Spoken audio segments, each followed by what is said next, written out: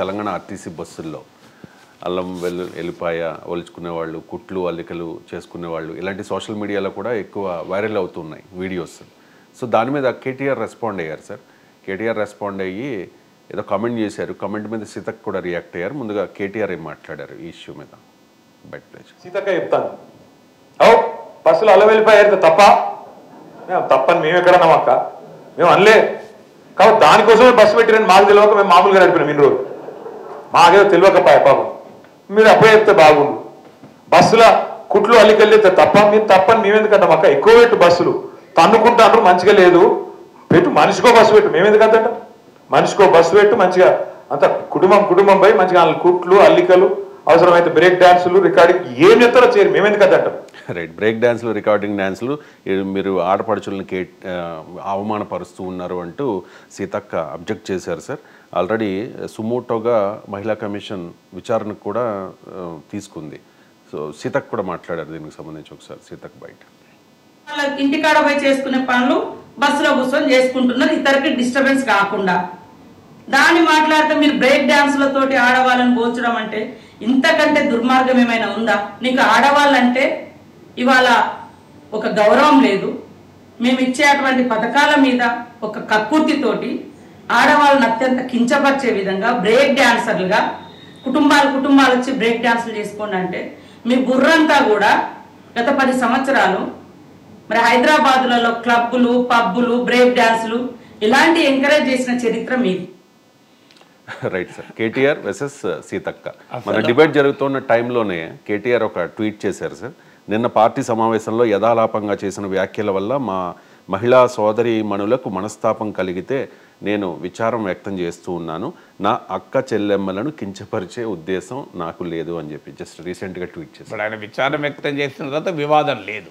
ఎందుకంటే ఎవరమైనా తొందరపాటులో కొన్నిసార్లు మాట్లాడతాం.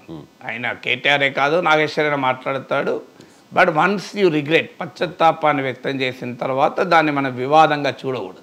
ఎందుకంటే ఎవరమైనా మానవులమే కదా. ఇప్పుడు ఆయన క్లియర్గా అర్థమవుతుంది ఆ పదం వాడకూడదు బ్రేక్ డాన్స్లని.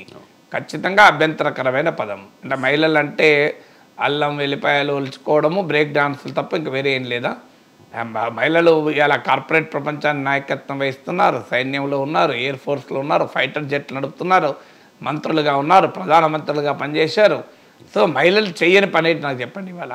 ఇలా ఆర్మీలో ఉన్నారు, మీకు బార్డర్ సెక్యూరిటీ, బార్డర్లో కూడా దేశ భద్రతను కాపాడుతున్నారు, టాప్ మోస్ట్ డాక్టర్స్గా ఉన్నారు, లాయర్స్గా ఉన్నారు, సుప్రీంకోర్టు జడ్జిలుగా ఉన్నారు. Show me one area. మీకు కార్పొరేట్ ప్రపంచము, ప్రభుత్వము, సైన్యము ఇలా ఏ రంగంలో లేరు? నాకు మహిళలు ఏ రంగంలో లేరు చెప్పండి? ఒలింపిక్స్లో మెడల్లో ఉన్నారు, అన్నిట్లో ఉన్నారు. అందువల్ల మహిళల పట్ల ఒక స్టీరియో టైప్డ్ థింకింగ్ ఇది. అంటే మహిళలు అంటే ఇంటి పనులు చేసుకుంటారు, మహిళలు అంటే అల్లికలు కుట్లే కుట్టుకుంటారు, మహిళలు అంటే ఇంకా అల్లం వెల్లిపాయలు ఒలుచుకుంటారు. ఏం అల్లం వెల్లిపాయ? మా ఇంట్లో వెల్లిపాయలు నేనే ఒలుస్తా, నాకు చాలా ఇష్టం కూడా. మీరు ఎవరన్నా అడగ, మా మేడం అడిగినా కూడా ఆమె ఇంటర్వ్యూలో చెప్పింది. సో నేను నా కొరకు ఆపుతారు కూడా వెల్లిపాయలు ఒలచడానికి ఇంటికి వెళ్ళాలంటే. సో నేను మా నాన్నుండంగా కూడా ఆయన మా ఇంట్లో కిచెన్లో కూర్చొని మా కోడలతో మాట్లాడుకుంటూ మా మిసెస్తోని ఎల్లిపాయలు ఒలిచి పెట్టేవాడు, చెప్పు లక్ష్మి ఇంకేమైనా ఉన్నాయా అని. సో అందువల్ల ఎల్లిపాయలు ఒలవడం అనేది స్త్రీలే చేయరు, పురుషులు కూడా చేస్తారు. అల్లం కూడా నేను కూడా పొట్టు తీస్తుంటాను. ఏం అల్లం వెల్లిపాయ అదొక పని కదా. ఎవరు ఈ రకమైన స్టీరియో టైప్స్, అంటే సీరియల్ అయితే ఆడవాళ్ళు చూడాలి, వార్తలు అయితే మగవాళ్ళు చూడాలి, ఇలా మనకు కొన్ని స్టీరియో టైప్స్ ఉన్నాయి. ఈ స్టీరియో టైప్డ్ థింకింగ్ నుంచి అట్లీస్ట్ సమాజం పట్ల స్పృహ, చైతన్యము ఉన్న మనలాంటి వాళ్ళన బయటపడాలి. కానీ మనలో కూడా ఎప్పుడో ఒకసారి ఈ స్టీరియో టైప్ థింకింగ్ మన పైన ప్రభావం చూపుతుంది. బహుశా కేటీఆర్ పై కూడా అది ప్రభావం చూపు ఉండాలి. ఆయన ఆ ఫ్లోలో ఆయనే అన్నాడు కదా ఇట్లా యథాలాపంగా నేను బ్రేక్ డాన్స్లు అన్నాడు కనుక ఆయన విత్డ్రా చేసుకున్నాడు, ఆయన విచారం వ్యక్తం చేశాడు కనుక ఇప్పుడు కేటీఆర్ కామెంట్ల ఆధారంగా కాకుండా మనము దీన్ని డిఫరెంట్గా చూడాలి. అసలు ఇక్కడ చర్చ జరగాల్సింది కాంగ్రెస్ బీఆర్ఎస్ల మధ్య అల్లం ఎల్లిపాయ కుట్లు అల్లికలు బ్రేక్ డాన్స్లు కాదు. చర్చ జరగాల్సింది ఏంటంటే మహిళలకు ఆర్టీసీ ఉచిత రవాణా ఇచ్చాక ఏ ప్రభావము సామాజికంగా ఆర్థికంగా మహిళలపైన పడ్డది. ఇది సోషల్ మీడియాలో ఏంటంటే మనకు ఈ యాంటీ ఉమెన్ జెండర్ స్టీరియోటైప్స్ ఎంత బలంగా ఉంటాయంటే శంకర్, ఇప్పుడు మీరు యూట్యూబ్లో మహిళల సమస్య పైన వీడియో పెట్టండి, చూడరు. లోయెస్ట్ వ్యూవర్షిప్ వస్తుంది మహిళల పైన ఎప్పుడు పెట్టినా. మహిళలకు కాదు, మీరు అణగారిన కులాల పైన పెట్టి దళితుల పైన పెట్టండి, చూడరు. మీరు దళిత్ ప్రాబ్లమ్స్ పైన, ట్రైబల్ ప్రాబ్లమ్స్ పైన వీడియోలు పెట్టండి, చూడరు. అంటే సమాజంలో ఎంత భయంకరమైన అగ్రకుల అహంకారాలు ఉన్నాయి. అంటే అగ్రకులం అంటే అప్పర్ కాస్టే కావాల్సిన అవసరం లేదు, హయ్యర్ కాస్ట్ ఆడ. అంటే దళితుల కన్నా హయ్యర్ కాస్ట్ ఉన్నవాడు ఎవడు దళితుల గురించి చూడడు. ఎక్కువ మంది, అందరు చూడరని నేను అంటలేను, కానీ పురుషులు ఎక్కువ మంది. నీకు యూట్యూబ్ చూసే వాళ్ళు మోర్ దెన్ 90% అందులో news related, current affair related చూసేది మెన్ కనుక ఉమెన్ చూడరు. అన్ఫార్చునేట్లీ ఈ రకమైన స్టీరియోటైప్ చాలా ఘోరంగా సమాజంలో ఉన్నమాట నిజం. వాటిని మనం ఎదిరించి అధిగమించాలి. అందుకే మీకు మహిళలకు ఉచిత రవాణా వచ్చిన మరుక్షణము నుంచి మీవులు. ఇప్పుడు మీరు చూడండి, ఎక్కువ మంది మహిళల భార్య పైన మీకు హయ్యెస్ట్ మీమ్స్ భార్య పైన ఉంటాయి. చూడండి మీరు, జోకులు కానీ మీమ్స్ కానీ అంటే ఉమెన్ పైన ఉంటాయి, ఎక్కువ ఉమెన్ పైన ఉంటాయి. అంటే ఒక అది దట్ ఆల్సో షోస్ నీ అహంకారం. సో సమాజంలో ఉన్న ఆధిపత్యవాదాన్ని అది రిఫ్లెక్ట్ చేస్తుంది, ఆధిపత్య ధోరణి రిఫ్లెక్ట్. ఇప్పుడు ఉదాహరణకు మహిళలపైన అత్యాచారం జరిగింది అనుడుతోనే ఏమంటారు, ఆమె అట్లా బట్టలు వేసుకోవాల్సింది లేకుండే, ఆమె అలా మాట్లాడాల్సింది లేకుండే, ఆమె అక్కడికి పోవాల్సింది లేకుండే. నేను ఒకరోజు మొరటుగా అన్నాను, ఒక పురుషుడు మరి అశ్లీలంగా బట్టలు వేసుకుంటే పురుషుని పైన అత్యాచారం జరుగుతుందా? మన ఎక్కడ జైనవా? అశ్లీలంగా బట్టలు వేసుకున్న పురుషుని పైన 5 మహిళలకు అత్యాచారం జరిపారని చదివా మన ఎక్కడన్నా? ఇలా అంటే కొద్దిగా మొరటుగా ఉంటుంది కానీ అర్థం కావడానికి అంటున్నా. మరి ఎందుకున్నది? అరే, ఒక ఏడాది శిశువు పైన అత్యాచారం జరుగుతుంది, ఆమె ఏం కవి, ఆ ఏడాది శిశువు గురించి ఏమంటాం మనం? 80 ఏళ్ళ ముసలావిడ పైన అత్యాచారం జరుగుతుంది. ఇది పురుషహంకార విలువల్ని మనం ఎదుర్కోవాలి, అక్కడ పురుషులు కూడా ఎదుర్కోవాలి దీన్ని. సో దీంట్లో కానీ మనకున్న ఒక స్టీరియో టైప్డ్ థింకింగ్ ఉంటుంది. ఈ స్టీరియో టైప్ థింకింగ్ సమాజంలో అందరిపైన ఉంటుంది, అది పురుషులలో ఉంటుంది, ఈవెన్ స్త్రీలలో ఉంటుంది. స్త్రీలలో ఒక సర్వే జరిపితే భర్త కొట్టడం న్యాయమే అని కన్సిడరబుల్ మరి సగం మంది మహిళలు చెప్పారు. ఏదో అవసరం ఉంటుంది, సందర్భం ఉంటుంది, కొట్టకపోతే ఎట్లా అని. సో అట్లా స్టీరియో టైప్డ్ జెండర్ బయాస్డ్ థింకింగ్కు పురుషులు స్త్రీలు అందరూ బలవుతారు ఇక్కడ. అందుకే మహిళలకు ఉచిత రవాణా వచ్చిన మరుక్షణం నుంచి ఇదే రకమైన మీమ్స్. కానీ ఎవరన్నా మీమ్ చేయాల్సింది అంటే ఎంపవర్ అయిన మహిళ. అంతకుముందు దగ్గరున్న స్కూల్లో కాలేజీలో చదివే బిడ్డ ఇవాళ ఫ్రీగా ట్రాన్స్పోర్ట్ ఉంది కనుక దూరం వెళ్ళి చదువుకుంటుందా? ఎందుకంటే నేను ఈ పాలసీ వచ్చినప్పుడు మొదట్లోనే మాట్లాడాను. మీకు సింపుల్ ఉదాహరణ చెప్తాను రవిశంకర్. జూబ్లీ హిల్స్లో ఒక పని మనిషికి, ఒక ఇంట్లో పనిచేసే ఆవిడకు, పని మనిషి అన్న పదం వాడచ్చో వాడ కూడా తెలియదు, కానీ ఒక మేడ్కు ఇంగ్లీష్లో అయితే గౌరవంగా ఉంటుంది మన దగ్గర. సో అందువల్ల ఒక ఇంట్లో పనిచేసే వ్యక్తికి ఎంత వస్తుంది?